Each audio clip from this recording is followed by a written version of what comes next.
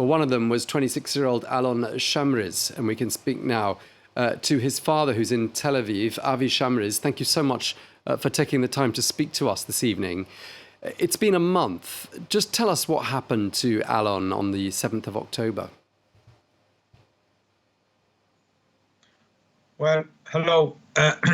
My son was at his home in Kibbutz Kfar Aza on 7th of October, and the Hamas at 6:30 in the morning to our kibbutz with 150 terrorists came to the village, and they came from the west side, and then they go directly to the part of the village which my son Alon was there, and one by one they pulled them out from their house. My son was among them, so they took him out, and then they hijacked him to Gaza. The rest of the people in this village was massacred by the Hamas, killed, burned. They took few of our children, tied them in the hand, throw them in one room, 5 people, and then throw their grenades, and then burn the rooms. And part of them was massacred outside of the room. My son was one of the fortunate guys which was kidnapped to Gaza. Otherwise, he was killed already. It sounds like a terrifying ordeal. And have you heard anything about Avi's whereabouts from any source since the 7th of October? No. Actually, 10 days we were no idea what's happened to our son, because he was just missing. After 10 days, we were able to bring some information to IDF. One of the WhatsApp messages sent by his neighbor telling that they are kidnapping his neighbor, meaning my son, and that's how the army of Israel identify.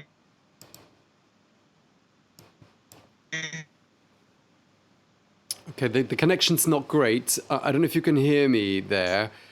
We seem to have lost that connection with Tel Aviv. Sorry, do you mind if I don't know if you could just start again? We lost you for a moment. Just pick up where you were, just telling us about the last contact you had with the IDF with regards to the whereabouts of your son. After this, we were able to send to the IDF and WhatsApp messages between his neighbor to his sister, claiming that somebody is hijacking my son. That's how the IDF knows that my son was taken to Gaza. And ever since then, we have no clue what's happened to him. If he is injured, if he's alive, the Hamas is not releasing any information about him. So we don't know what's happened to him. Okay, and of course the Israeli military has no further information to offer, it would appear. And we can just assume that your son is in Gaza, but no one is able to tell you exactly where. No, they are not sharing with us anything. Our army is not sharing.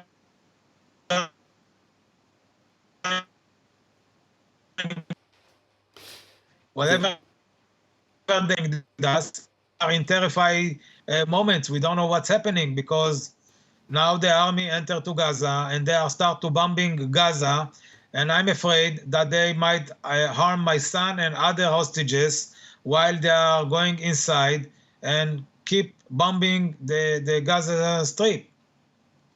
Indeed. And how do you feel about that? How do you feel about that operation taking place whilst 242 people, one of them your son, are there in Gaza? I am feeling very bad. I don't want them to keep them.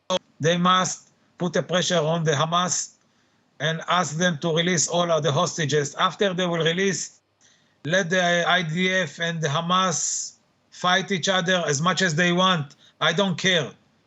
I first want my son to come back with the rest of the hostages. I also want to know what the government of Argentina is doing, because my son is an Argentinian citizen. And I don't know if the Argentinians are involved in all this matter. So if you have any connection with the Argentinian, please let them know my son is Argentinian citizen. He might be released because he is not a soldier. He's just a citizen which stay in Kfar Aza.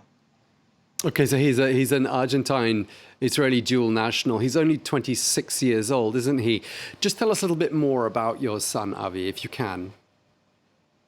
Yes, please. Alon, my son, is 26 years old. He is a student for computering, and he was working in the factory of my family. He is in charge of the logistic. He was the one who was contact with the client, and they love him very much. A very talented guy, like to play basketball. He was in the basketball team.